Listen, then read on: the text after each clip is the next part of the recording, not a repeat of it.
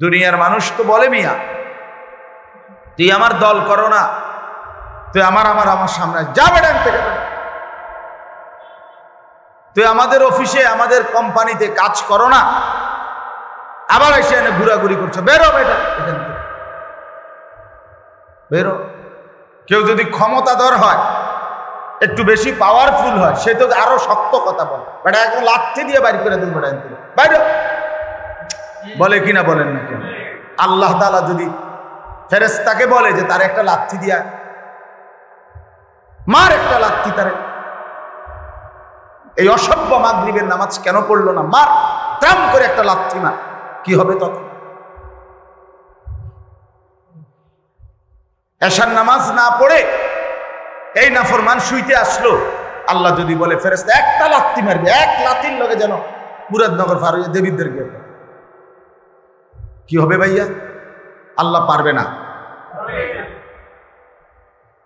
কি পরিমাণ ইহসান ও করম আল্লাহ, কি পরিমাণ দয়া, কি পরিমাণ দয়া। দেও, বসাও না, ওই ভাইদেরকে বসতে দাও, কোনো না কোনো সুরতে বসাও। সলিমুল্লাহ মৌলানা বসাও ওদেরকে, ওখানে আর একটু আগায় দাও, বেশি আগান যাইতো না, গরমের কারণে ইচ্ছা করে না, আমি কই না যে আরো সাফ আন, কেমনে কই বেটা, ও হুজুর আমি এটা কোনো বিচার নেই, আমি গরম চলেন, এই জন্য বললাম আর একটু দেখেন, একটু একটু সামান্য একটু আগায় দেন, কষ্ট হলেও বরকত হবে। এই জন্য আমি অনুরোধ করলাম, বাপ সবাই একটু একটু আগায় দেন, একটু আগায় দিলে আরো 10 জন ভাইও যদি বসতে পারে সওয়াব পাবে। এই 10 জন মানুষের বসার সওয়াব আপনারা পাইবেন। সামান্যটুকু জায়গা, বেচারার যেটুকু সামর্থ্য চেষ্টা করছে, হুজুর আমার মুরব্বী যেতটুকু সামর্থ্য ছিলেন এতটুকুই করছে। আল্লাহ তাআলা মাদ্রাসার জন্য বড়সড় জায়গার ইন্তজাম করে দেন, আল্লাহর জন্য কিছুই না। ওমা যালিকা আলাল্লাহি বিআজিজ, আল্লাহ তাআলার জন্য এটা মোটেই কঠিন নয়। তো বাপ, আমি 2টা আয়াত পড়ছি, আয়াতগুলো এখন বলতেছি, কিন্তু মূল আপনাদের কাছে প্রথম কথা আমি বলে নিলাম, দয়া করে জিন্দেগি কাজে লাগে। কেন গাফলতি করবে? এটা কেমন ইনসাফের কথা? মানুষ এত বিবেকহীন হবে কেন? মানুষ তো আর জানোয়ার না, মানুষ তো কুকুর না, বিড়াল না, শূকর না, মানুষ তো গরু ছাগল না, মানুষ। অতএব সে তার মালিককে চিনবে না, আল্লাহকে সেজদা দেবে না, কি লাভ? নামাজ না পড়ার দ্বারা কি বেনিফিট? আল্লাহকে নারাজ করে লাভটা কি হলো? আল্লাহ তাআলা কোন দিকে আমাদের লস করে দিলেন? তার চাইতে বেশি বড় দাতা কে? আমার তার চাইতে দয়ালু মুনিব কে? 24 ঘন্টা যিনি আগলাইয়া রাখেন আমাদের, সেই আল্লাহ। তার বন্দিগিটুকু ভাল লাগলো না, কেমন হলো? আল্লাহ আমাদেরকে বুঝার তৌফিক দান করেন। ইয়া আইয়ুহাল ইনসান মা গাররাকা বিরাব্বিকাল কারীম। রব্বুল আলামিন বলেন, হে মানুষ, আমার মতো দয়ালু মেহেরবান মনিব থেকে কে তোমাকে ধোঁকা দিয়ে ভুলিয়ে দিল? এমন মেহেরবান মাওলা তুমি কই পাবা? এমন দয়ালু মালিক তুমি কই পাইবা? কে তোমাকে ভুলায় দিল? সারাদিন যে বন্ধুর সাথে আড্ডা দিলা, সে তোমাকে কি দিল? যে মোবাইলটার উপরে জীবন উৎসর্গ করে দিলা, নাচ গান ছবি আর ফুর্তি, আর এই মোবাইলের উলঙ্গ ছবি, এর মাঝে কি পাইলা? শেষ পর্যন্ত অর্জন কি? টাকাও গেল, এমবিও গেল, শরীরও গেল, যৌবনও গেল, সব হারিয়ে পথের কাঙ্গাল ছাড়া আর কি হলো? আর কি মিলল? আল্লাহ এটা বারবার বলছে, বান্দা কি পাইলা আমারে বাদ দিয়া? আমাকে ছেড়ে কি অর্জন করলা? বলো। ইকতারাবা লিন-নাসি হিসাবুহুম ওয়া হুম ফি গাফলাতিন মু'রিদুন। আল্লাহ বলেন, হায় মানুষ, হিসাবের সময় তো কাছায় গেছে, তুমি তো দেখছি এখনো আমি আল্লাহ থেকে বিমুখ হয়ে গাফিল হয়ে আছি। গাফিল হয়ে 30 বছর হয়ে গেছে সুদের ব্যবসা করো, আর ছাড়বা না বান্দা। হ্যাঁ, আজকে 30 বছর তোমার ঘরে রঙিন টেলিভিশন চলে, প্রতিদিন নাচ গান নর্তকীর ছবি, জিনা ব্যভিচারের দৃশ্য, ছেলে মেয়ে স্ত্রী কন্যা দেখতেছে। ভাইয়া কথা বাকি থাকলে বাইরে গিয়ে বলো, বাইরে চলে যাও, দুজন যাও, বাইরে যাও। ওটা ফালতু কোথাকার। তুমি চেনো না আমার মিয়া, গাফেল আমি পছন্দ করি না।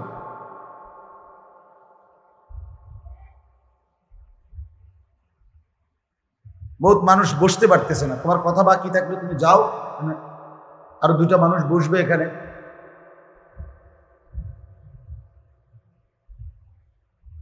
জি বা, আমি খুব সাংঘাতিক মানুষ, আমার হিসাবটাই প্রত্যেকটা মিনিট আমাদের জিন্দিগির অংশ। গাফলতের এই জিন্দিগি কখনোই শেষ হবে না, খামখেয়ালি কি কখনোই শেষ হবে না। কি আশ্চর্যকর, সারাক্ষণই কি কথা, সারাক্ষণই দুষ্টামি, সারাক্ষণই হাসি, ধাক্কাধাক্কি, মোবাইল, নাচ গান, এটা কোনো জিন্দিগি হলো মিয়া? মানুষ তো কিছুক্ষণের জন্য ভাবে, মাঝে মধ্যেও তো ভাবা উচিত একটা মানুষ যে হায় কি করছি, হায় কি করছি। আমি তো একেবারে প্রত্যেক দিন আলহামদুলিল্লাহ নিয়মিতই ভাবি যে আমার আর কি কি কাজ বাকি, কি রইল। আল্লাহ আমাদেরকে মাফ করে দেন। এই জন্য আপনাদের কাছে অনুরোধ করলাম, যুবক ভাইদের, তোমাদেরকেও শক্ত কথাই শুনতে হবে, ফিরতে হবে একজন একজন করে হোক। যে আমার 30 বছরে যদি একজন করে 30 বছরে 30 জন নওজোয়ানও বদলায়, আর এই একজনের চোখেও কোনোদিন পানি পড়ে, আল্লাহর বন্দিগিতে ফিরে আসে, আশা করা যায় আল্লাহ চাইলে আমাকে তো এই বরকতে মাফ করবে। কিন্তু আমি শুধু বলেই যাব সবাই সবার মতো খামখেয়ালি করবে, এটা আমি মানি না। আমার এই তবিয়ত শক্ত, আমি সারাক্ষণ টর্চ লাইটের মতো চোখ ঘুরাই, যতক্ষণই বয়ান করি নজর ঘুরাই চান। গাফেল মানুষ আল্লাহ তাআলা নিষেধ করছে কোরআন, ওয়ালা তাকুম মিনাল গাফিলিন। বন্ধু আমার গাফেল হবেন না। নবীকে বলছে, নবীকে, যে নবী 24 ঘন্টা আল্লাহর ইবাদত করতেন, তাকে পর্যন্ত আল্লাহ আবারও বলছেন আপনি গাফেল হইেন না। তিনি গাফেল হয়েছে কখন? হ্যাঁ, নবীজি প্রতিদিন 2 ঘন্টা গাফেল থাকতেন, অমনোযোগী থাকতেন আল্লাহর থেকে, কল্পনা করা যায়? তবুও বলছেন আল্লাহ, ওয়ালা তাকুম মিনাল গাফিলিন ওয়ালা তুতি' মান আগফালনা কলবাহু আন যিকরিনা। আল্লাহ বলে, যার অন্তর আমি আল্লাহর স্মরণ থেকে গাফেল, আপনি বন্ধু তার সাথে বসবেন না, এমন ফালতু মানুষের লগে বসবেন না। 7 ঘন্টা বেটা তোর লগে হাঁটলাম, তুই একটাবার আল্লাহর নাম নিলি না।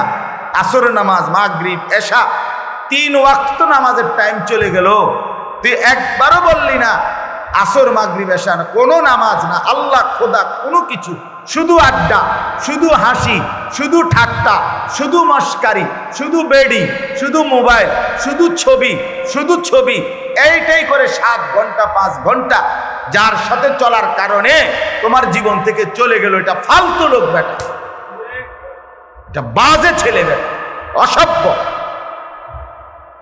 এটা হাইওয়ান বেটা, তুমি তার সাথে চলবা কেন বেটা? মানুষ এত ফালতু হয় কি, মানুষ এত গাফেল হয়। মানুষের বিশ্রাম দরকার, বিশ্রাম কি আমরা নেই না? বিশ্রাম কি আলেমরা, ওলামারা, আউলিয়ারা কেউ নেয় না?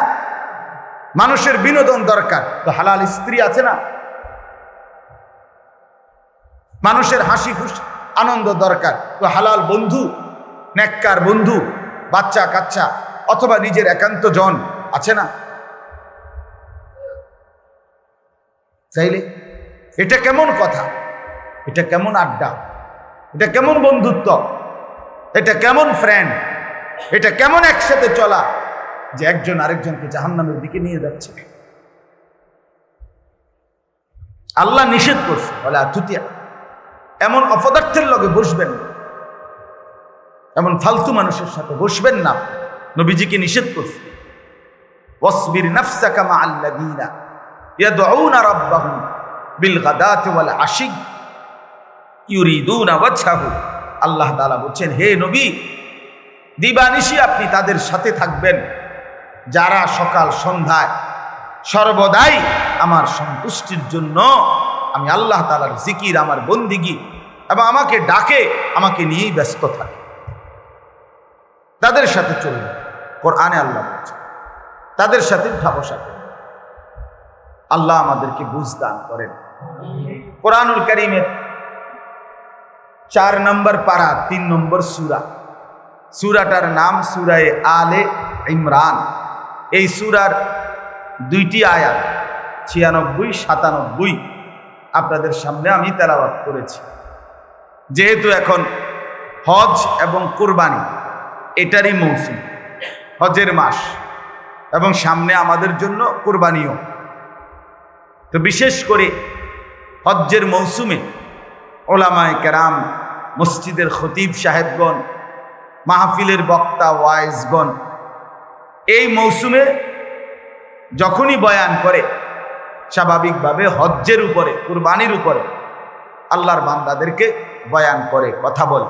কারণ শীত সিজনে যখন আমাদের অঞ্চলে ব্যাপক মাহফিল হয়, বড় বড় সম্মেলন হয়, মাহফিল হয়, স্বাভাবিকভাবে আমাদের দেশে তো শীত মৌসুমের ওই 5 মাস 4-5 মাস প্রতিদিন বড় বড় বিশাল বিশাল সম্মেলন হয়।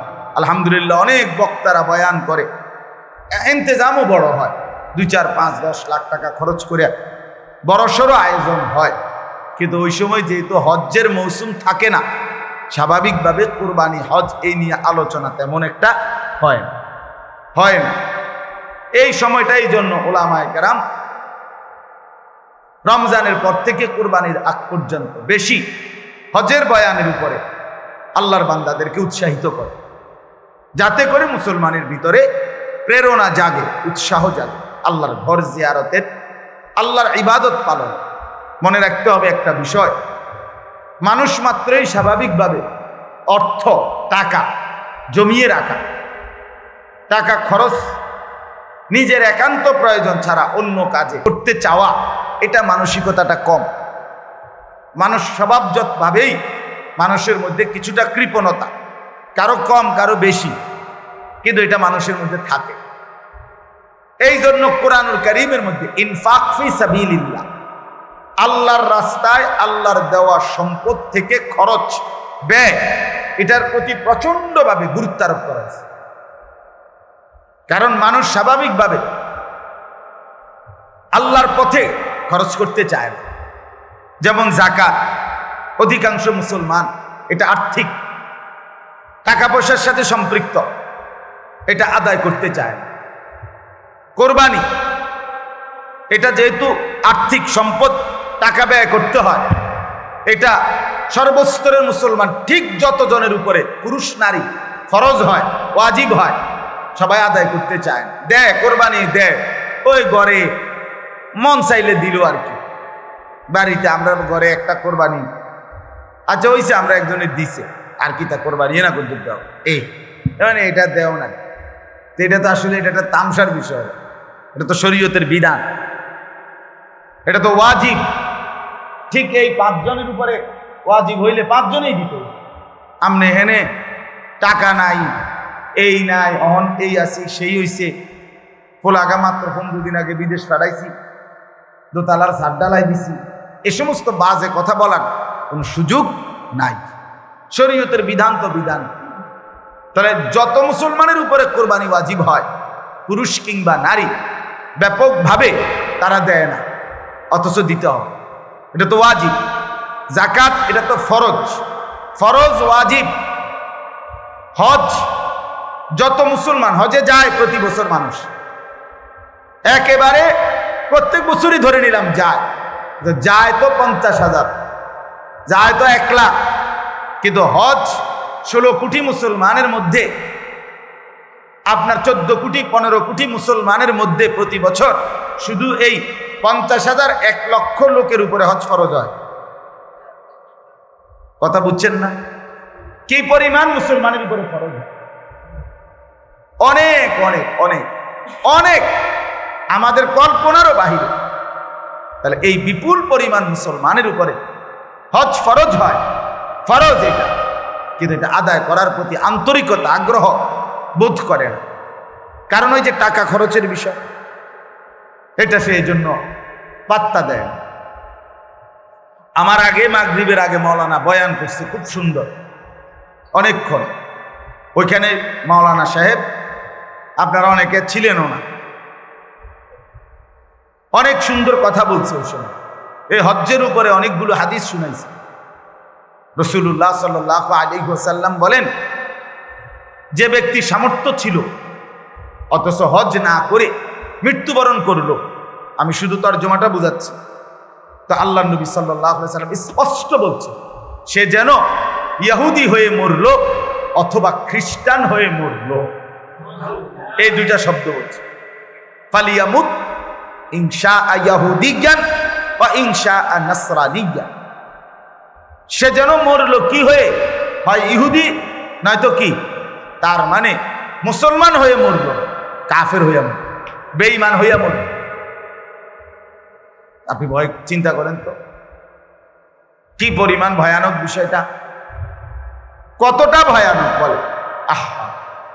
আমি সারা জীবন আমার সংসারটার লাগিয়া কষ্ট করলাম,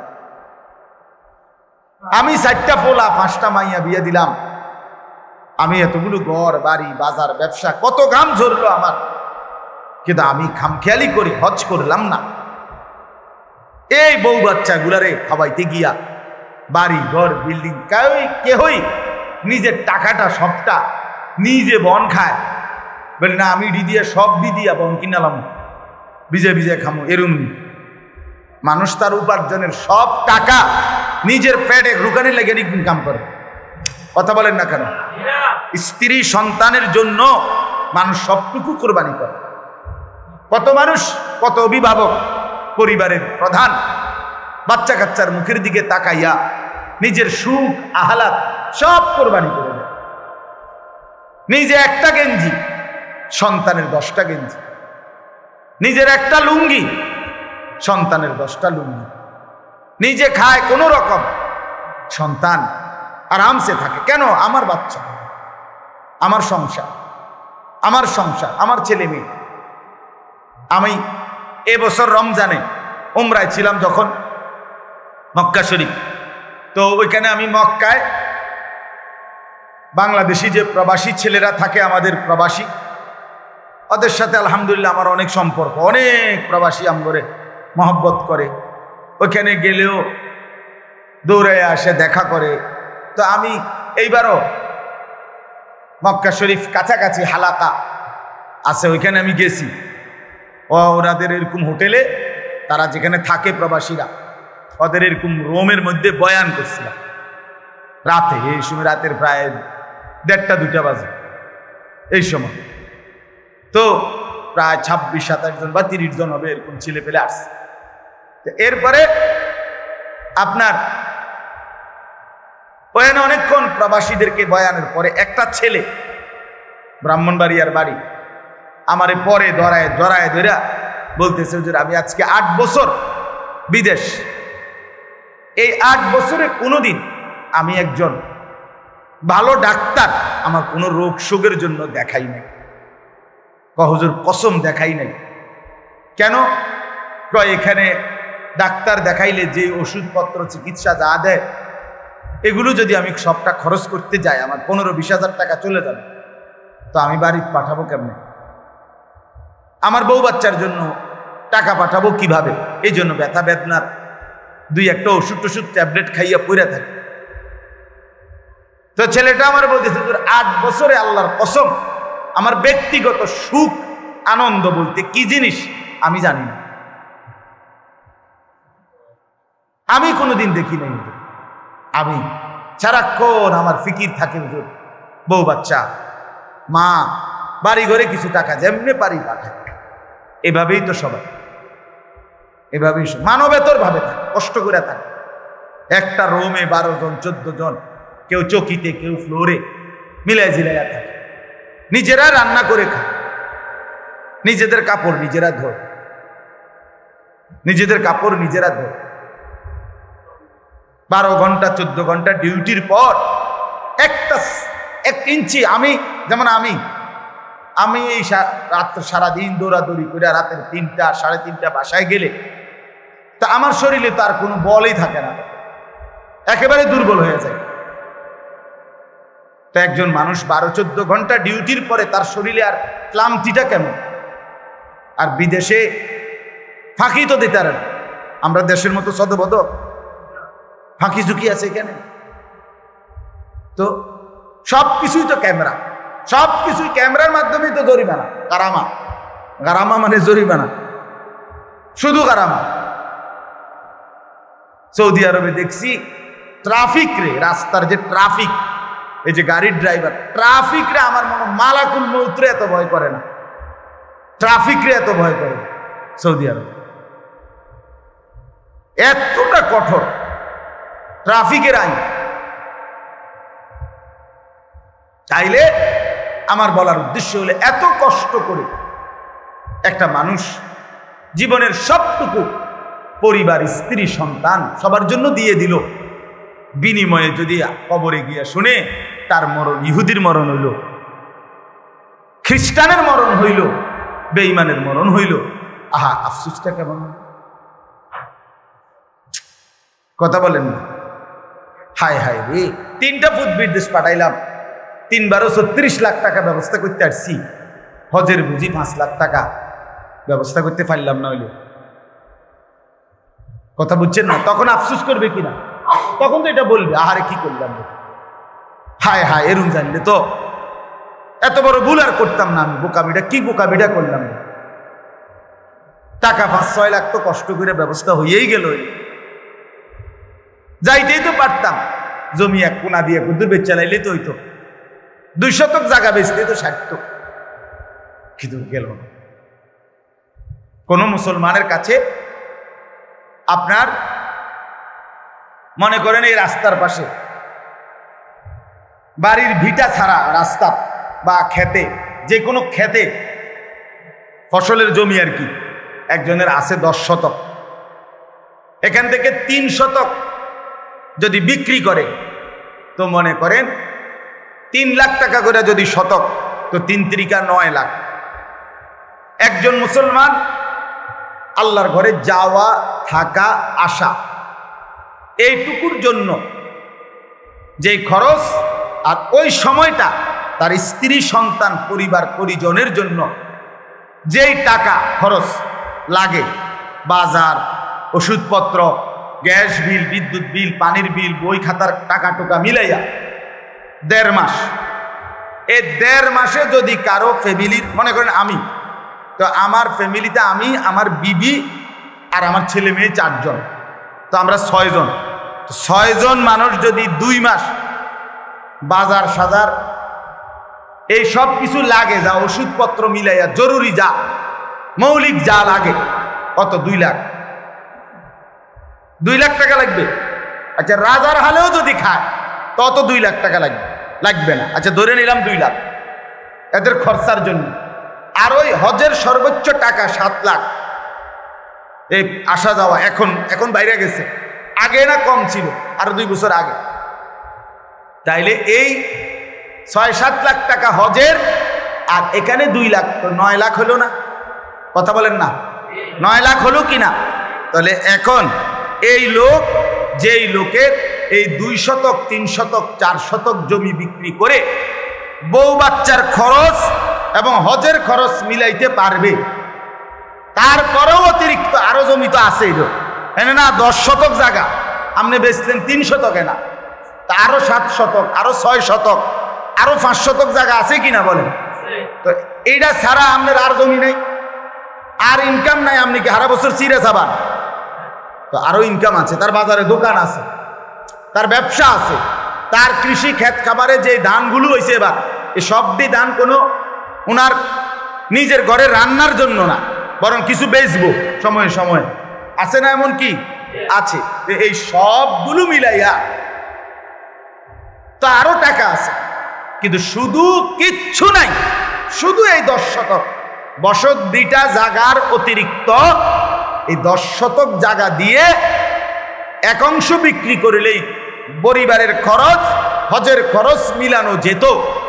এখানেই আরো জমি আছে, আলগাড়ি বাদে দিলাম, টাকা টুকা সব বাদ, শুধু এটুকু থাকার কারণেই আল্লাহর কসম ওই মুসলমানের উপরে হজ ফরজ।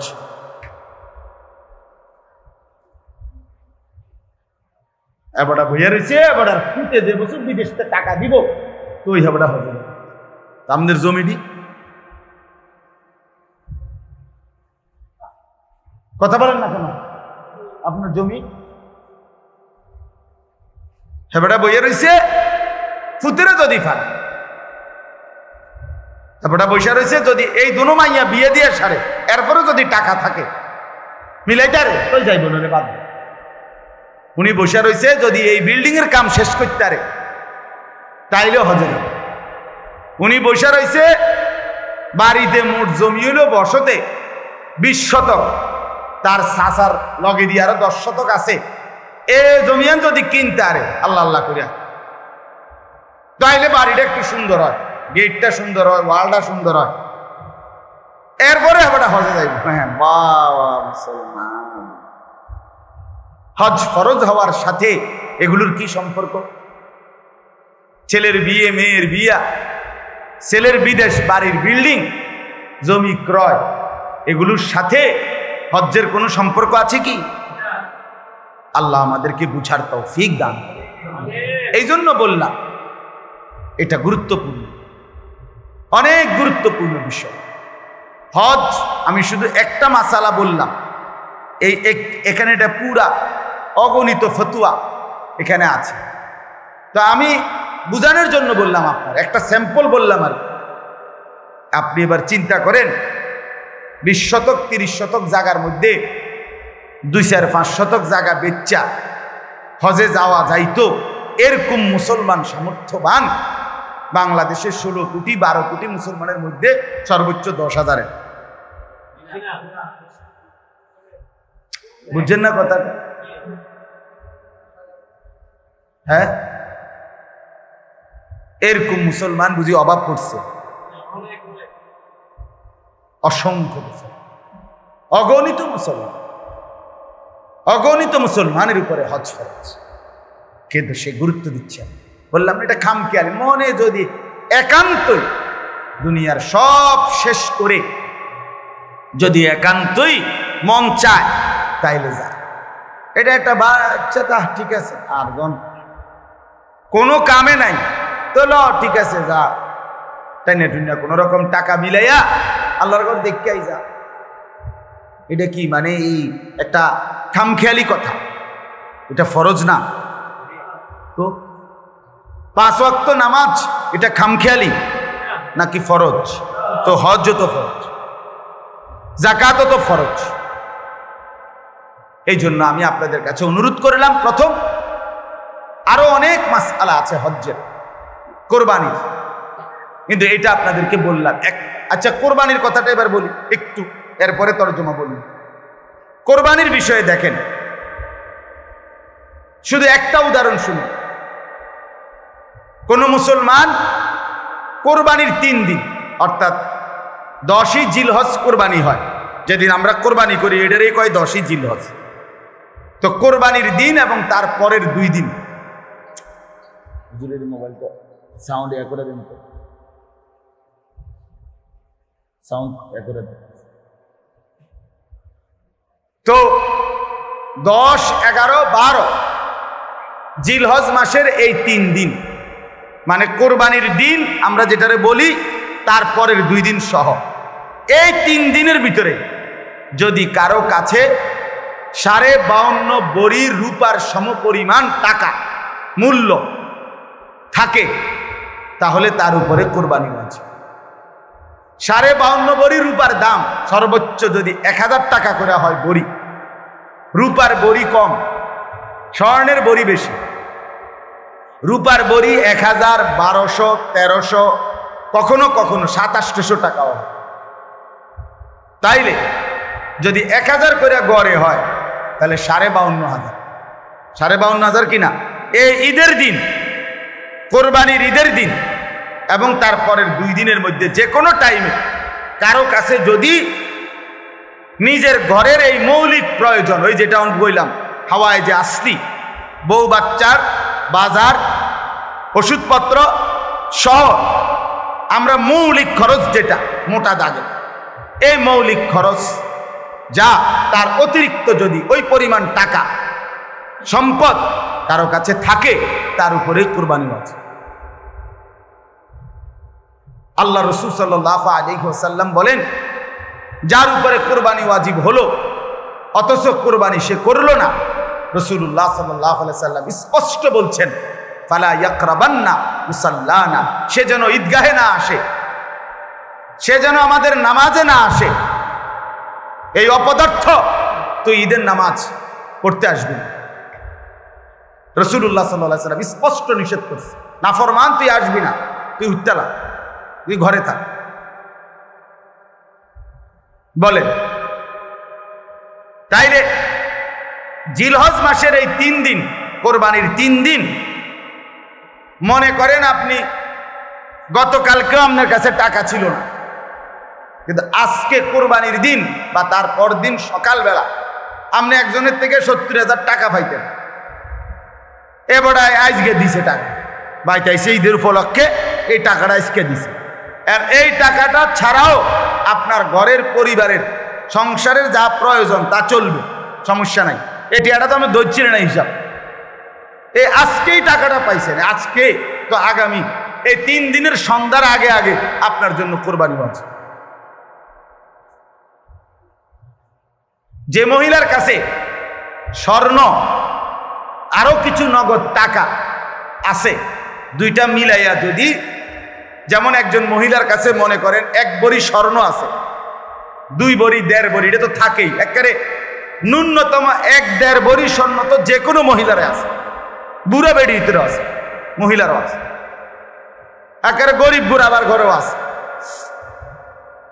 সাথে যদি ওই 3 দিন এই মহিলার কাছে আলগা কিছু টাকাও আছে, 10,000, 5,000, 20,000, 15,000, উনার টাকা, উনার মহিলার নিজের টাকা, স্বামী দিছে, নয়তো ছেলে দিছে, নয়তো বাপের বাড়ির থেকে দিছে, যেমনি হোক দিছে, এই স্বর্ণ আর ওই টাকাটা মিলাইয়া যদি 52,500 টাকার দামের চাইতে বেশি হয়, এই মহিলার উপরে কোরবানি ওয়াজিব, নিঃসন্দেহে ওয়াজিব। তাইলে 1 বড়ি স্বর্ণের দাম তো হলো 80,000, ওনার কাছে আরো আছে 5,000 ব্যক্তিগতভাবে টাকা, তো 85,000 ধরেন, তো 85,000 টাকা 52,500-এর চাইতে কম তো তাইলে এই মহিলার উপরে কোরবানি ওয়াজিব হলো কিনা? কই আমাদের সমাজে কয়জন মহিলার কোরবানি দেয়? বেড়িতে গুস্তও না খাবায়, কিন্তু কোরবানি কর, রুটি গুস্তও না খায় উনি, কিন্তু কোরবানি হয়েও তো। রাসূলুল্লাহ সাল্লাল্লাহু আলাইহি ওয়াসাল্লাম বলেন, যে ব্যক্তি সামর্থ্য থাকার পরেও কোরবানি করলো না, সে যেন আমাদের নামাজে না আসে। কি পরিমাণ ধমক দিছে! তাহলে আমি এই 2টা মাসালা আপনাদের বুঝাই, কোরবানির বিষয়ে বুঝা দরকার। আপনি মনে করেন ছেলেটা বিদেশ, অধিকাংশ মানুষের ছেলে বিদেশ আছে, তাহলে সে টাকা রোজগার করে, এখন হে প্রত্যেক মাসে বা 2 মাসে 3 মাস পর পরই বাপেরে 20,000, 30,000 টাকা দেয়। এই ছেলেটা বাপের লাগিয়া পাঠায়, বাপ মার লাগিয়া। এখন কোরবানির সামনে এই উপলক্ষে ছেলেটা 30,000 টাকা পাঠাইছে, অথবা অন্যান্য বারের চাইতে 5,000 বেশি পাঠাইছে। ধরেন আগে পাঠাইতো সবসময় 30,000, যেহেতু কোরবানি এই জন্য পাঠাইছে 40,000। কথার কথা 10,000 বেশি পাঠাইছে। এখন এই টাকাটা দিয়া ছেলেটার মা এবং বাপের কোরবানি করছে, বাপমার নামে কোরবানি দিছে। এখন ছেলেটা তার কাছে তো টাকা আছে, তার তো এই শুধু 30,000 টাকা না, তার কাছে তো তার ব্যক্তিগত জমানো টাকা আছে। তো তার কাছে তো অবশ্যই 52,500 টাকার অতিরিক্ত টাকা তার কাছে ব্যাংকে হোক যেখানে হোক তার কাছে জমা আছে না? কথা বলেন না কেন? তাহলে এই ছেলেটার উপরে কোরবানি ওয়াজিব কিনা বলেন না? তো এখন তার যে বাংলাদেশে তার বাপমার নামে কোরবানি হলো, দিল, তো তাদের সওয়াব হইল, ঠিক আছে, তাদের কোরবানিও হয়েছে, কিন্তু এই ছেলের কোরবানি আদায় হয়েছে নি? কথা বলেন না কেন? তো এই 10 বছর ধরে ফোলাকা বিদেশ থেকে টাকা পাঠায়, বাপমার নামে কোরবানি হয়, তার কোরবানি সে তো গুনাহগারী থেকে গেল, সে তো নাফরমানি থেকে গেল। এই ছেলের জন্য তো ঈদের নামাজ পড়তে নিষেধ করছে আল্লাহ, নবীজি সাল্লাল্লাহু আলাইহি ওয়াসাল্লাম। তুই তো পাপী রয়ে গেল। তাইলে বলেন কি পরিমাণ মুসলমান, এই চিন্তা হিসাব করিলে কত পরিমাণ প্রবাসী অসংখ্য এমন আছে যারা বাপ্পার নামে কোরবানি দেয় কিন্তু তার কোরবানি দেয় না। তো বলে বাপ্পার নামে কোরবানি দিত না? অবশ্যই দিব। বাপের যদি একটা লুঙ্গি লাগে, এর লাগে কি ফুতের লুঙ্গি কিনতো না?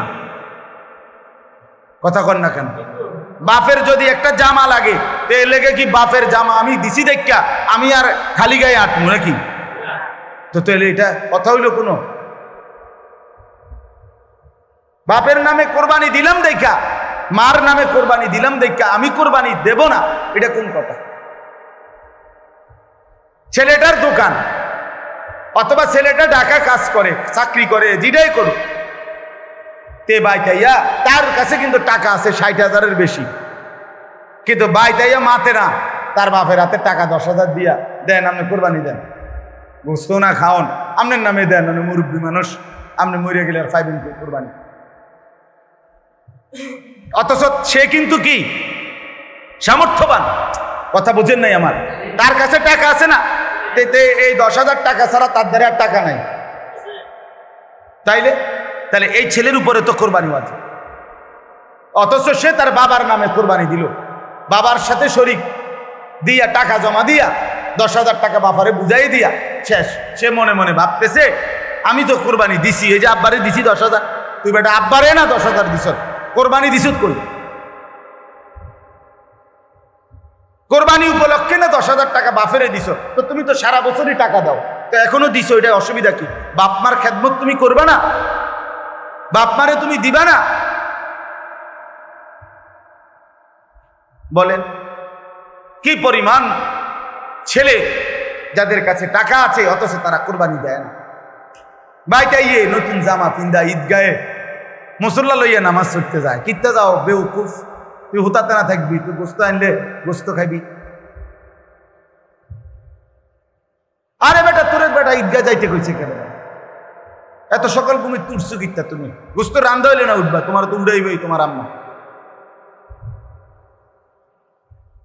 এই জন্য এটা শরীয়তের বিধান। অনেক ছেলে আছে বালেগের উপরে কোরবানি ওয়াজিব।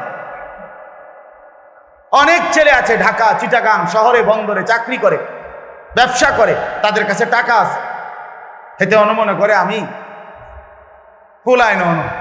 তুমি অবিবাহিত মনে করো, অবিবাহিত হইলেও কোরবানি যার উপরে ওয়াজিব হয় তাকে কোরবানি দিতে হবে না? না বউ থাকা শর্ত? কথা কয় না, হয়তো তো এটা বুঝেই না, হয়তো মা এর বার্তাই দেয় না, এটারে হয়তো এটা কিছুই মনে হয়।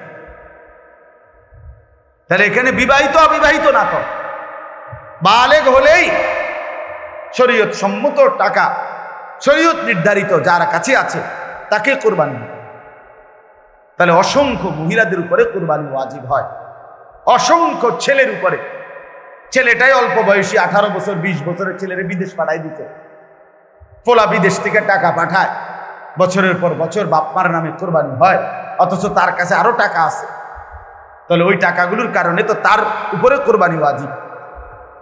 এই জন্য দয়া করে বাপ, আরো অনেক মাসালা আছে, আমি শুধু বুঝায় বলি, ওর দুই ভাই চাকরি করে অথবা দুই ভাই ব্যবসা করে, দোনো ভাইয়ের আলাদা দুটো দোয়া, কিন্তু সংসারে একসাথে অনেক, এমন আছে না? মানে বিদ্যুৎ হয়েছে না আর কি, দোনো ভাই বাপ মাও আছে ঘরে, তো বাপ মার লগে একসাথে খায়। তো কাজে যেহেতু তারা এখনো সংসার ভিন্ন হয় নাই, যাদের ঘরে বউ লইয়া যার যে আলাদা থাকে যদিও, কিন্তু রান্দাবাড়ি এক লগে একসাথে খায় দেয়। তো দোনো ভাইয়েই কামাই রোজগারি করে, দোনো ভাইয়েরই কি আছে, ইনকাম আছে। দোনো ভাই মিল্লাট এবারটা 15,000 এবারটা 15,000 মিলাইয়া 30,000 টাকা আব্বার হাতে দিয়েছে, কোরবানি দেন। আমি কারণ আমরা তো একসাথে খাই, গোস্ত তো রাইলে আমরা একসাথে খাও, আমরা কি আর এনে আলাদা খাবুনি? তো গোস্তই তো খাওয়া, তো এটা তো আমরা একসাথে আসি, বুঝেন নাই কথাটা? তো এবারে এই 30,000 টাকা দিয়ে কার নামে কোরবানি দিল? বাপের নামে। তো তোমরা যে দুজন সামর্থ্যবান, তোমাদের কোরবানি কই হলো? এই দুইজন, তোমরা যে দুজনের উপরে কোরবানি ওয়াজিব হলো, তোমাদের কাছে তো 60,000 টাকা বা তদুর্ধ্ব টাকা আছে, এটা তোমাদের ওয়াজিব কই? এটা কি গোশত খানা? শুধু কোরবানি মানে গোশত খাওয়া? তো এরকম অগণিত মানুষ ভুল করছে। আচ্ছা, যদি বয়ের মাসালা কোনটা? মনে করেন 7 শরিকের কোরবানি, 6 শরিক আলগা হয়ে গেছে, আর এইখানে যে একটা শরিকের মধ্যে এরা 2 জন শরিক হয়েছে, এই 2 ভাই, কিন্তু দোনো ভাইয়ের উপরে কোরবানি ওয়াজিব। দোনো ভাইয়ের সামর্থ্যের কারণে, মানে দোনো জনের কাছে টাকা আছে আলাদা আলাদা, এখন কোরবানি ওয়াজিব হলে এনে 2 জনের, একজনের না 2 জনের?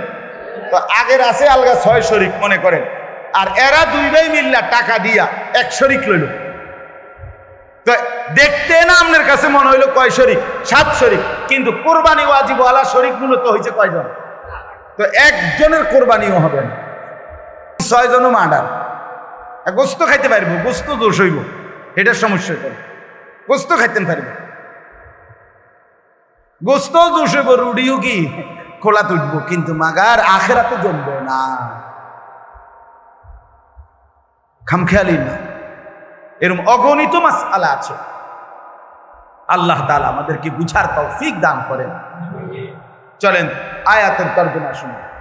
আল্লাহ তাআলা বলেন, ইন্না আউওয়ালা বাইতিন বুদিআ লিন-নাসি লাল্লাযী বিবাক্কাতা। হজ এটা মূলত করা হয় কাবা ঘরকে কেন্দ্র করে। কাকে কেন্দ্র করে? আল্লাহ তাআলাকে যদি প্রশ্ন করেন, আল্লাহ কাবাকে কেন্দ্র করে হজ কেন করতে হবে? নামাজ বাড়িঘরে হয়, রোজা যে যেখানে আদায় হয়, যাকাত যে যেখানে আছে সেখান থেকে দিলেই হয়, তো হজে কি কি করতে হবে? আপনি আমার এটা কোন ব্যবস্থা করি, কথা বুঝছেন কিনা? নামাজ যাকাত রোজা যেহেতু এখানেই পালন করতে পারি, হজের জন্য এখানে যাইতে হবে কেন? তো আল্লাহ তাআলা কাবা ঘরের কতগুলো বৈশিষ্ট্য আল্লাহ তাআলা এখানে বলছেন, বলার পরে বলছেন এই বৈশিষ্ট্যগুলোর কারণে আমি আমার এই ঘরকে কেন্দ্র করে হজ ফরজ করলাম। কি কি বৈশিষ্ট্য কাবা, যেটা আমনের বাড়ি ঘরে নাই, যেটা বাংলাদেশ চীন জাপানে নাই, যেটা মক্কার ওই কাবা ঘরে আছে, সেটা আর কোথাও নাই। ওই বৈশিষ্ট্যগুলো শুধু সেখানেই পাওয়া যায়, অতএব সেখানেই হজ করতে হবে। 1 নাম্বার, ইন্না আউওয়ালা বাইতিন, আল্লাহ বলে আমার এই গোটা জমিনের কায়নাতের মধ্যে ওই জায়গায় যে কাবা, এটাই জমিনের প্রথম ঘর। জমিনের প্রথম, এটা মর্যাদা, কাবার বৈশিষ্ট্য, এটা প্রথম ঘর। এই পৃথিবীতে প্রথম মাটি তে আল্লাহ তাআলা এই গোটা পৃথিবীতে প্রথম যে ঘরটা বানিয়েছেন সেটা কাবা, এটা এটার বৈশিষ্ট্য। 2 নাম্বার, বুদিআ লিন-নাস, এই ঘরটা আমি আল্লাহর পক্ষ থেকে বানানোই হয়েছে মানুষের জন্য। মানুষ সেখানে আসবে, আমার বান্দারা আসবে, এই জন্য আল্লাহ তাআলা কাবা বানাইয়া ইব্রাহিম আলাইহিস সালামের মাধ্যমে ইব্রাহিম নবীকে বলছে, আযযিন ফিন-নাস বিল-হজ্জ, ইব্রাহিম তুমি মানুষদেরকে এই ঘরের উদ্দেশ্যে হজ করার জন্য ডাকো। তাহলে আল্লাহ বলেন আমি বানাইছি মানুষের জন্য, তো মানুষ যাবে না তো কে যাবে?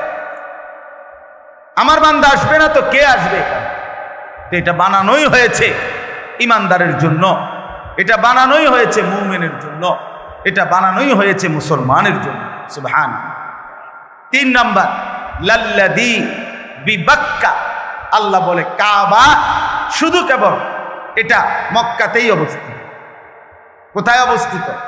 কাজেই এত বাই এত, দৈর্ঘ্যে কত, প্রস্থে কত, সব কিছু একেবারে ইঞ্চি মিলাইয়াও যদি পৃথিবীর অন্য কোথাও কেউ এমন একটা ঘর করে এবং এভাবে কালো, যেই গিলাফটা কালো গিলাফ কাবা ঘরের মধ্যে লাগায়, এটা তো সৌদি আরবে কোম্পানিতে বানায়, একটা নির্দিষ্ট জায়গা আছে, ওরা সারা বছর এই গিলাফটা বানায়। তো এই গিলাফ এখানে একটা বানাইলে এটা এরকম 1000টা গিলাফ বানানো কি অসম্ভব? তো এটা জায়গায় জায়গায় এরকম একটা ঘর বানাইয়া গিলাফটা লাগাইয়া দিলেই তো হয়। আল্লাহ বলে না, হয় না।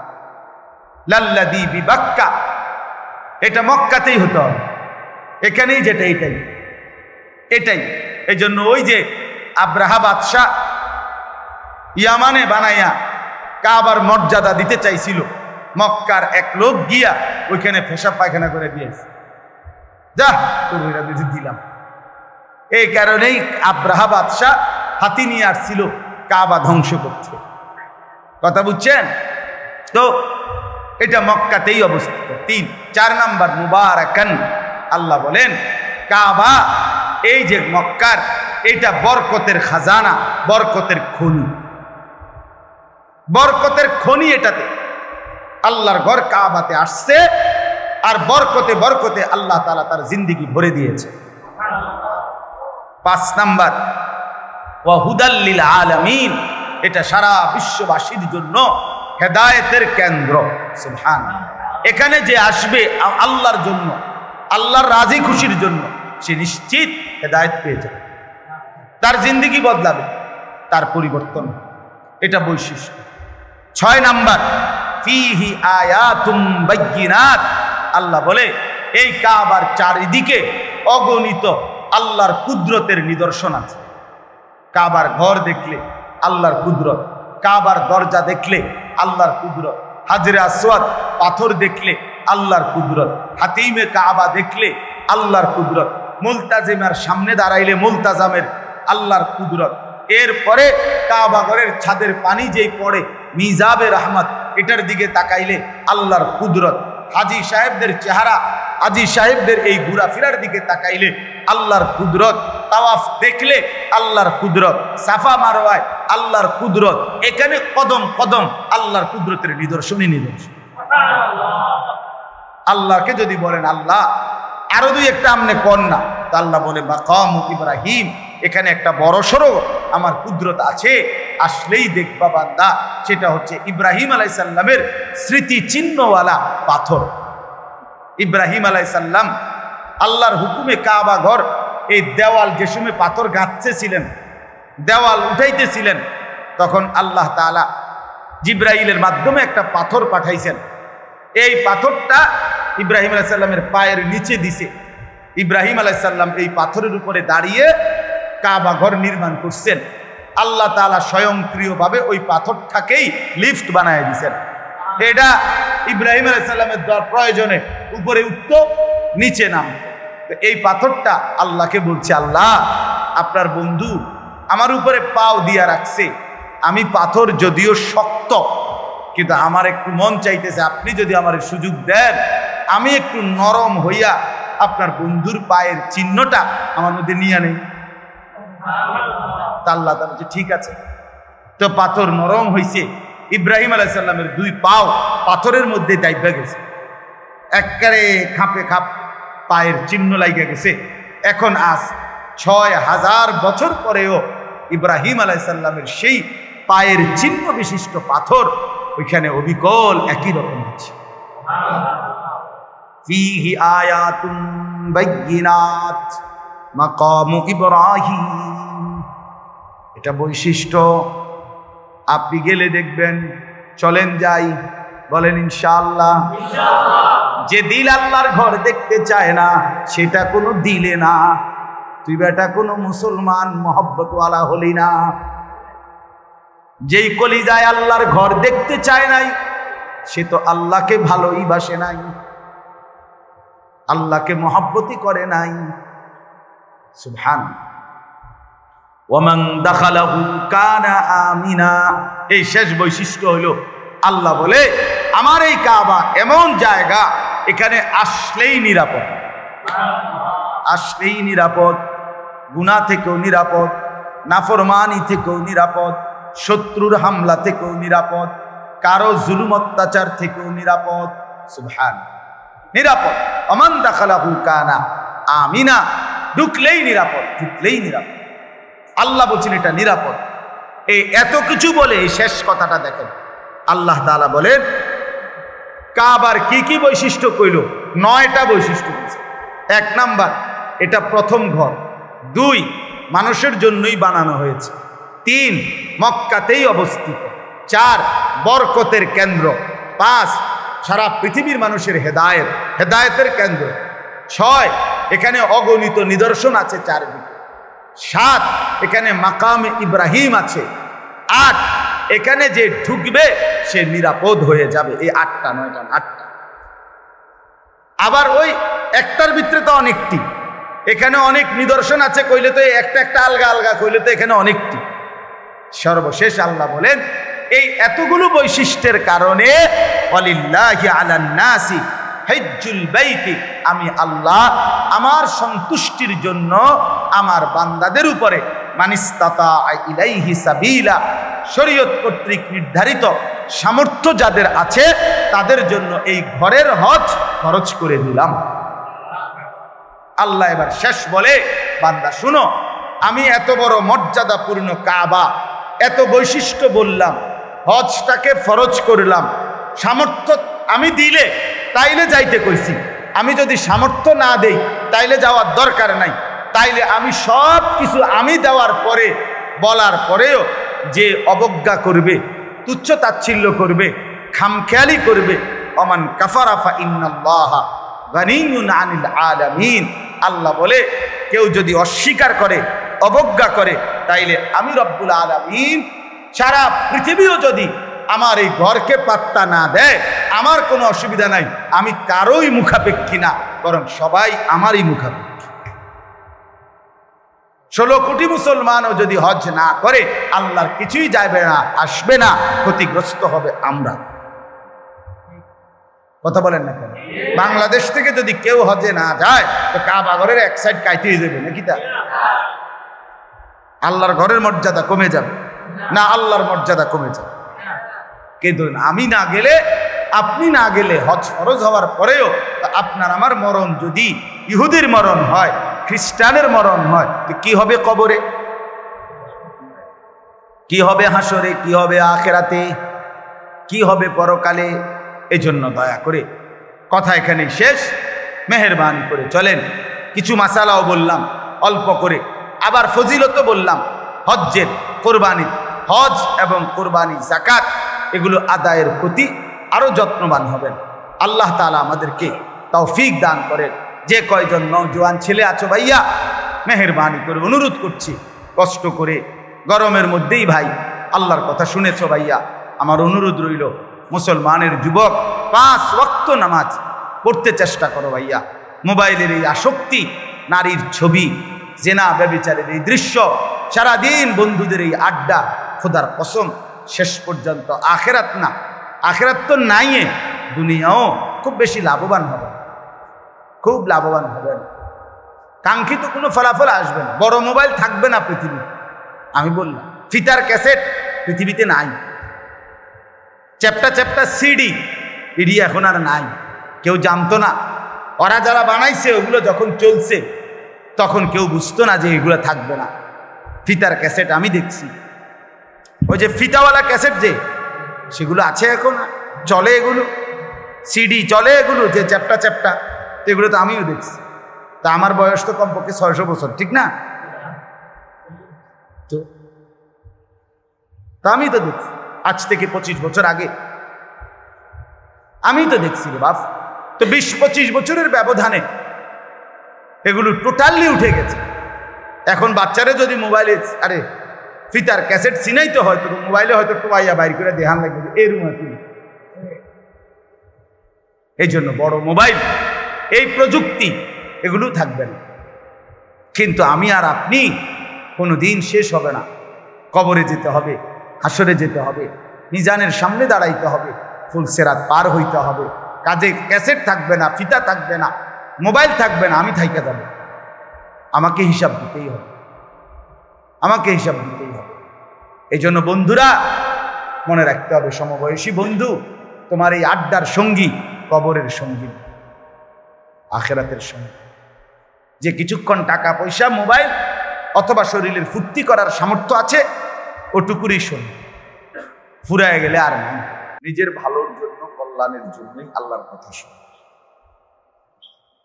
আর এই ক্ষেত্রে আসলে মনোযোগ, আন্তরিকতা, নিজের ভালো হওয়ার জন্য আমার একটা পরামর্শ হলো, এই হাতে ধরা যেই মোবাইল, ওইগুলা নামায় ফেললে পারে, এটা উপকার হবে। রেকর্ড করার জন্য তো ওরা স্ট্যান্ডওয়ালা অনেক ছেলে দেখেন। তো কাজেই আপনারা মনোযোগ দিয়ে শুনুন। পরে যখন আপনি আলাদা শুনবেন, তো আলাদা মোবাইলে বয়ান পাইবেন, তো অ্যাভেলেবেল আছে, সবারই আছে, পরিচিত অপরিচিত, আলহামদুলিল্লাহ সব পর্যাপ্ত পরিমাণ বয়ান মোবাইলে আছে। কিন্তু সরাসরি শুনতে পারলে, সুযোগ যদি মিলে, এটার বরকত বেশি। মনে করেন এখন আপনারা সরাসরি শুনবার সুযোগ হয়েছে, বসছেন, কাজে আপনারা যদি সরাসরি মনোযোগ দিয়ে আমাদের চোখের দিকে তাকাইয়া শুনেন, আমাদেরও লাভ, আপনাদেরও লাভ। এটার দ্বারা বরকত হয় আলাদা। নিজের মধ্যে পরিবর্তনের মানসিকতা আসে, বুঝ আসে, আস্তে আস্তে হৃদয়ের মধ্যে অনুভূতি যায়। মানুষ একদিনে বদলায় না, এক কথায় বদলায়, কিন্তু বদলায় মনোযোগ থাকলে, আন্তরিকতা থাকলে বদলায়। মানুষের পরিবর্তন আল্লাহ তাআলা করেন। অসংখ্য মানুষ যুগে যুগে আল্লাহ তাআলার দয়া এবং রহমত বদলাইছে। আপনি আমি বদলাবো না কেন? আল্লাহ তাআলাই হেদায়েত দেন, আল্লাহ তাআলাই পথ হারা করে দেন। এই জন্য আল্লাহর কথা মনোযোগ দিয়ে শুনতে হবে, আগ্রহ থাকতে হবে, নিজের মধ্যে গ্রহণ করার মানসিকতা থাকতে। আমি পারবো, আমি সম্ভব, আমি মুসলমান, আমি মানুষ। আল্লাহর কোরআন মানুষের জন্য, হুদাল্লিন নাস, হুদাল্লিল মুত্তাকিন, মানুষের জন্য কোরআন, মুত্তাকিদের জন্য কোরআন। তাহলে মানুষ পারবে না কেন? রাসূলুল্লাহ সাল্লাল্লাহু আলাইহি ওয়াসাল্লাম, তাকে তো আল্লাহ তাআলা মানুষের জন্য পাঠাইছে। ওমা আরসালনাকা ইল্লা কাফাতাল লিন্নাস। আল্লাহ তাআলা বলেন, আপনাকে আমি রাসূল বানিয়েছি সারা পৃথিবীর সমস্ত মানুষের জন্য। তাহলে তিনি মানুষের জন্য আসছেন। তো মানুষ তাকে অনুসরণ করতে পারবে না কেন? যাকে পারবে না তাকে পাঠাবেন কেন? অতএব কোরআন এবং সুন্নাহ, আমরা সবাই এটা বারবার শুনি জীবনে, যে আমাদের জন্য কোরআন সুন্নাহ অনুসরণ করা আবশ্যক, উচিত। এটাই আমাদের জন্য আল্লাহর হুকুম। আর দুইটাই মানুষের জন্য। কোরআন নাজিল হয়েছে মানুষের জন্য, রসুলকে পাঠানো হয়েছে মানুষের জন্য। তা আপনি যদি মানুষ হন, পারবেন না কেন? আমি পারবো না কেন? হ্যাঁ, ছাগল হইলে, পাগল ছাগল হইলে, গরু ছাগল হইলে হয়তো পারবেন। আপনি আমি তো গরু ছাগল, মানুষ। এই জন্য আসলে এটা আমি সব সময় বলি, নিজের ভিতরে যদি এই অনুভূতি জাগে, কারণ আমি মানুষ, আমি পারবো, আমাকে পারতেই হবে। দেখেন, খামখেয়ালি করলেও সময় চলে যায়, কাজে লাগাইলেও সময় চলে যায়।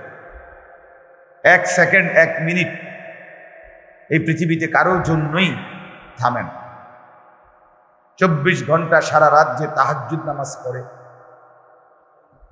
তারও ফজরের ওয়াক্ত হয়ে যায়, ভোর হয়ে যায়। সারা রাত যে মদের আড্ডা, জুয়ার আড্ডা, নারীর আড্ডায় থাকে, তারও রাত ভোর হয়ে যায়, ভোর হয়েই যায়। কারো জন্যই সময় থামে না এক মিনিটে। আমরা অনেক সময় কথার প্রসঙ্গে কাউরে বলি যে দোস্ত তুমি 1 মিনিট দাঁড়াও, আমি আসতেছি ঘর থেকে, এরকম বলি না আমরা? 2 মিনিট আসতেছি, 2 মিনিট। তো 2 মিনিট তো বললেন বন্ধুকে, ওই বন্ধু ঠিকই দাঁড়াইছে, কিন্তু মিনিট দাঁড়ায়, মিনিট কি দাঁড়ায়? দাঁড়ায়। 6টা 10-এ যদি বলেন 2 মিনিট আসতেছি, 2 মিনিট পরে আসলে কি তখন 6টা 10ই বাজে না 6টা 12? মিনিট চলে গেছে, সময় থামে নাই, বন্ধু থামছে। সময় 1 সেকেন্ডের জন্য থামে না। লা ইয়ান্তাজিরু লি আহাদি, কারো জন্যই থেমে থাকে, কারো জন্য। এই জন্য দয়া করে, যৌবনের এই সুন্দর সময় চলেই যাচ্ছে, দেখতে দেখতে ফুরায় যাচ্ছে। এই 14 বছর, এই 15 বছর, এই 16 বছর, 17 বছর, দেখতে দেখতে বয়স, দেখতে দেখতে মুরুব্বি। আল্লাহ তাআলা শক্তি সামর্থ্যের সময়টা ধীরে ধীরে দুর্বল করে দিচ্ছে। আল্লাহুল্লাযী খালাকাকুম মিন দুআফিন, আল্লাহ তাআলা কোরআনুল কারীমে বলেন যে আল্লাহ তাআলা তোমাদেরকে প্রথম সৃষ্টি করেছেন দুর্বল অবস্থা। তোমরা যখন বাচ্চা ছিলে দুর্বল ছিলে। সুম্মা জাআলা মিন বা'দি দুআফিন কুওয়াতান, অতঃপর সেই দুর্বল দেহে তিনি দিয়েছেন ধীরে ধীরে শক্তি। কুওয়াতান, ওই আগেরই হাত, ছোটবেলার হাতে এগুলো, আল্লাহ তাআলা এগুলোর মধ্যে শক্তি দিয়েছেন। এখন এগুলো মজবুত হাত, শক্ত হাত। নওজোয়ানের হাত মজবুত, পাও মজবুত, এটা আলাদা হাত পাও না, আগেরটাই। সুম্মা জাআলা মিন বা'দি কুওয়াতিন দুআফান ওয়া শাইবা, আল্লাহ তাআলা বলেন অতঃপর তিনি আবার পুনরায় সেই শক্তি সামর্থ্য ওয়ালা দেহে ফিরিয়ে দিয়েছেন বৃদ্ধ এবং দুর্বল অবস্থা। এই যে এখন আবার দুর্বল। তো হুজুর মনে করেন আজ থেকে 30 বছর আগে এমনই তো ছিল না? কথা বলেন না, এমনই ছিলেন? আরো সামর্থ্যবান ছিল, আরো শক্ত সবল ছিল, এখন দুর্বল। আল্লাহ ফিরায় দিয়েছে আবার আগের হাল। ইয়াখলুকু মা ইয়াশা, আল্লাহ তাআলা বলেন তিনি যা ইচ্ছা তাই সৃষ্টি করতে পারেন। ওয়াহুয়াল আলিমুল কাদির, তিনি সব জানেন, তিনি সব ক্ষমতা রাখেন। এজন্য ভাইয়া এটা বোঝা দরকার, অনুভূতি থাকা দরকার যে দেখতে দেখতে আমার হায়াত, আমার সুন্দর শক্তি সামর্থ্যপূর্ণ শরীরটা ফুরায় দেয়। আমি প্রায় বলি, একসময় আমি কি পরিমাণ ঠান্ডা পানি, 7 আপ, দই, ফ্রিজের একদম ঠান্ডা খাইতাম।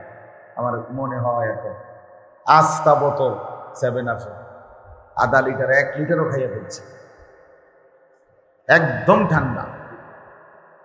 কিন্তু এখন আমি এই প্রচন্ড গরমের মধ্যে ঠান্ডা পানি খাইতে ভয় পাই, খাইয়ে না। তাইলে কোথায় হারায় গেল সেই সামর্থ্যপূর্ণ সময়? আমি গত কোনোদিন আগে, 2-3 বছর আগে, 2 বছর হবে, এর আগে কোনোদিন চশমা করি, কোনোদিন। কমপক্ষে 40 বছর বয়স পর্যন্ত, আমার এখন 42 বছর শেষ, তো চশমা পড়ি নাই আমি। এখন আমাকে চশমা পড়তে হয় লেখাটা দেখার জন্য, রিডিং এর জন্য। তাহলে কোথায় হারায় গেল সেই সময়? প্রতিদিন কোমরে ব্যথা করে, পিঠের এখানে ব্যথা করে, মাজায় ব্যথা করে, সব সময়। গাড়ির মধ্যে একটা, আমার সিটের উপরে আরেকটা সিট আছে আলাদা, আমি এটা ডাক্তারে দিছে আমার, ঢাকা ইবনে সিনা হসপিটালের একজন বড় ডাক্তার, তো এটা আবার কিনছি। ঢাকা থেকে, আলাদা ফোমের আলাদা সিট, ওইটার উপরে থাকে, এটার মধ্যে আমি বসি। তাহলে কোথায় হারায় গেল সেই সামর্থ্যপূর্ণ সময়? আমারই ছায়া, আমি আমার জিন্দিগির সাক্ষী, আমার জীবন আমার মনে আছে, আমি তো ভুলি নাই। এই জন্য হায়াত কাজে লাগে। বাপ, ভাই, বন্ধু সবাই এটা বোঝা উচিত, এটা ভাবা উচিত, সময় কাজে লাগে। ওই যে ভাই মোবাইল এটা তুলেন না, বললাম না হাতে ধরতেন না, এই যে আপনি হাতে ধরতেছিলেন, ওই যে কালো শার্টওয়ালা মিয়া ওটা দেখে দেখে হাসতেছে। আপনি আপনি আমি সেদিকে চান কিনা, আমি দেখছিলাম সিরা খাই হেজি গাইডা নেবাম হেরে যে কি কিতা করে আমি বুঝছি কিনা। হাতে ধরা মোবাইল এটা বিরক্তিকর, তার দিল বসে না, জেহেন বসে না, কথা দিলে ঢুকে না। এই জন্য আমি এইটা মানা করি। ঠিক আছে, আপনি যদি বয়ান রেকর্ড করতে হয় আপনি স্ট্যান্ড কিনবেন, কিনে আলাদা রেকর্ড করবেন, তাইলে আপনি আলাদা শুনবেন। চলেন তো বলতেছিলাম, আমরা প্রত্যেকেই শুরুর কথাটা এটাই, জিন্দিগির কদর করা দরকার, হায়াতের কদর, সময়ের কদর। সময় কিন্তু আল্লাহ তাআলার পক্ষ থেকে আমাদের কাছে দেওয়া আমানত। আমাদের হায়াত আমাদের সময়, আমাদের সময় আমাদের হায়াত। যে যতক্ষণ বেঁচে আছি অতক্ষণই সময় পাইছি। আমি মরে গেলাম, আমার সময় শেষ। এরপরে পৃথিবী থাকলেই কি, না থাকলেই, এরপরে পৃথিবী আধুনিক হইলেই কি, ধ্বংস হইলেই কি, আমি তো নাই। এরপরে আর কি, আমার মৃত্যুর পরে মানুষ সব চাঁদের দেশে গেলে গায়ে আমার লাভ, ঠিক না? আমার কি ফায়দা? আমার হায়াতে আমি যা করতে পারলাম তাই আমার লাভ পাওয়া। তাই এই জন্য এটা দয়া করে বুঝতে হবে। বুজুর্গানে দিন বলে, মান মাতা ফাকাত কামাত কিয়ামতু, যে মরলো তার কিয়ামত শুরু হয়ে গেল। অর্থাৎ সে আর পিছনে এদিকে আসবে না, এরপরে ধাপে ধাপে কিয়ামত, কবর, মুনকার নাকিরের প্রশ্ন উত্তর, নির্দিষ্ট সময় পরিমাণ অবস্থান, হাসরের ময়দানে আবার উঠা, আমলনামা হাতে নেওয়া, মিজানের পাল্লার কাছে মাফের জন্য যাওয়া, ফুলসেরাত পার হওয়া, জান্নাত কিংবা জাহান্নামে যাওয়া। খালাস, সামনের দিকে শুধু, আমরা শুধু সামনের দিকেই যাচ্ছি, পিছনে ফিরে আসা। আজকের আসর, আজকের মাগরিবের টাইম, আসরের এই মাগরিবের আগের এই টাইমটা, একটু আগেই আমি আসছি এখানে, 6টা 20 বা 16 বাজে, তখন আমি এখানে আসছি। তাহলে আমি মাগরিবের আলো দেখছি আগে আইসা, এখন অন্ধকার, এই 20-30 মিনিট আগে। তাহলে সেই আলোটা আজকের আসর মাগরিবের আগ টাইম আর কি পৃথিবীতে কোনোদিন ফিরে আনা যাবে? আর খালাস, আর হবে এই একবারই, এই একবারই বাস। পৃথিবীতে প্রত্যেক মিনিট সময় একবারই আসে। এই যে আজকে 17ই মে 2024, রোজ শুক্রবার, এই শিরোনাম পৃথিবীতে আর কোনোদিন হবে? আগামী শুক্রবার আসবে, কিন্তু সেটা 17ই মে না, 24শে মে। আগামী বছর 17ই মে আসবে, কিন্তু সেটা 2024 না, 2025। তাহলে এই শিরোনাম আর হবে না, এটাই শেষ, এটাই শেষ। তাহলে আমার হায়াতের প্রতি মিনিট আর আসবে না, আমি আর পেছন দিকে আসতে পারবো না, ইউটার্ন দিয়েও না। রাস্তার ইউটার্ন হয়, জিন্দিগির ইউটার্ন হয়, হায়াতের কোনো কি নাই, সময়ের কোনো ইউটার্ন নেই। আরেকবার ফিরে আসেন। আপনি গড়ির কাঁটা ইচ্ছা করে আপনি এটাকে পিছাই দিলে লাভ হইতো না। আপনার কাঁটা আপনারটা ডিস্টার্ব করবো মানুষের গড়ি, করবো গড়ি এটা ডিস্টার্ব স্লো। এই জন্য আমরা চলেন বাপ, আপনাদের কাছে অনুরোধ করলাম, ছেলেরা ভাইয়া তোমাদের কাছেও বললাম, সব মিলাইয়া একসাথে কথা হলো এটা, কেন নামাজ পড়লাম, কেন আল্লাহকে চিনলাম, মানে কি কারণ, কেন পছন্দ হইল না মোটেই নামাজ পড়া, কেন ভাল লাগলো না, সবই ভাল লাগে। এই গরম, এটাকে ছেড়ে দেওয়ার, এখান থেকে গরমের এই পৃথিবী থেকে অন্যত্র যাওয়ার কোনো সুযোগ আছে কি? তাই আল্লাহর এরিয়া থেকে যাওয়ার তো কোনো সুযোগ নেই। আল্লাহকে বাদ দিলাম কেন? ইয়া মাশারাল জিন্নি ওয়াল ইনস ইন ইসতাতাতুম আন তানফুযু মিন আকতারিস সামাওয়াতি ওয়াল আরদ ফানফুযু। রব্বুল আলামিন বলে, হে মানুষ এবং জিন, যদি ইচ্ছে করো তাইলে আমি আল্লাহর আসমান এবং জমিনের সীমানা থেকে বেরিয়ে যাও, দেখো তো পারো কিনা। ফানফুযু, বের হও। গুনাহ করছো না ফরমান, তো আমার সীমানা ছেড়ে দাও।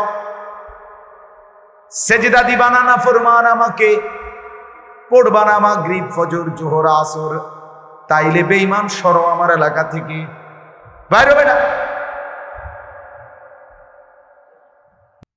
আল্লাহ তাআলা আমাদের প্রত্যেককে তৌফিক দেন, কবুল করেন, আমিন। সুবহানাল্লাহ।